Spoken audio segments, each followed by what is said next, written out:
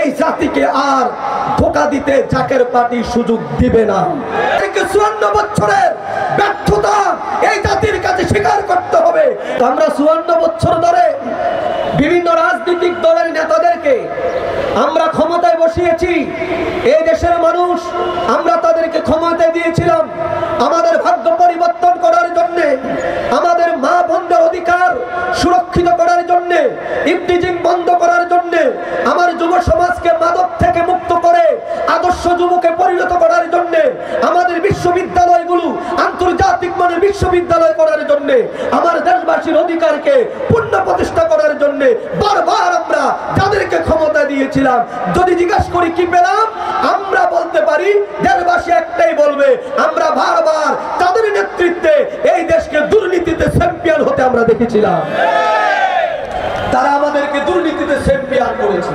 এই ছাড়া বাংলাদেশের রাজনৈতিক দলের নেতারা যারা ক্ষমতায় ছিল, যারা ক্ষমতার স্বাদ গ্রহণ করেছিল এবং যারা ক্ষমতার অংশীদারিত্ব হয়েছিল, কেউ 5টা আসন নিয়ে, কেউ 10টা আসন নিয়ে, কেউ 1টা আসন নিয়ে, আমি বলবো এই 54 স্বাধীনতার 54 বছরের যত ব্যর্থতা আছে ওই সকল রাজনৈতিক দলের নেতাদেরকে আগে ব্যর্থতাগুলো মেনে আগামী দিনে তারা রাজনীতির মাঠে তারা নামতে হবে।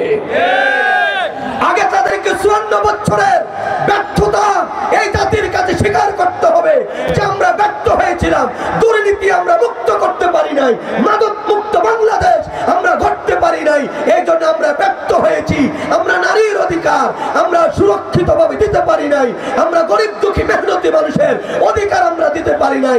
আগে এই সুদীর্ঘ 54 বছর, কেউ 9 বছর, কেউ 15 বছর, কেউ 25 বছর যারাই ক্ষমতায় ছিল, জাতির কাছে ত্রয়োদশ জাতীয় সংসদ নির্বাচনের আগে তারা তাদের ব্যর্থতার জন্য জাতির কাছে মাপ চাইতে হবে, জাতির কাছে ক্ষমা চাইতে হবে।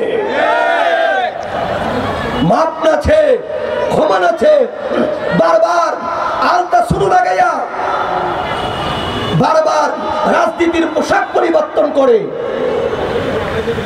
টুপি লাগাইয়া হিজাব পরে বারবার নতুন রূপে এই জাতিকে আর ধোঁকা দিতে জাকের পার্টি সুযোগ দিবে না। এটা জাকের পার্টি এই বিষয়ে বদ্ধপরিকর। জাকের পার্টি দীর্ঘ 54 বছর আমরা দেখেছি, আমরা 55 বছর দেখতে আর চাই না। সুতরাং আগামীর বাংলাদেশ হবে জাকের পার্টির বাংলাদেশ, আগামীর বাংলাদেশ হবে মুস্তফা মির ফয়সালের বাংলাদেশ, আগামীর বাংলাদেশ হবে মেহনতি মানুষের বাংলাদেশ, আগামীর বাংলাদেশ হবে এই দেশের আমার মা নিরহ মা বোন যারা আছে, অধিকার বঞ্চিত যারা হয়েছে, আমার ওই মা বোনদের পূর্ণ অধিকার প্রতিষ্ঠার বাংলাদেশ। সেই পথই নিয়ে জাকের পার্টি কাজ করে যাচ্ছে।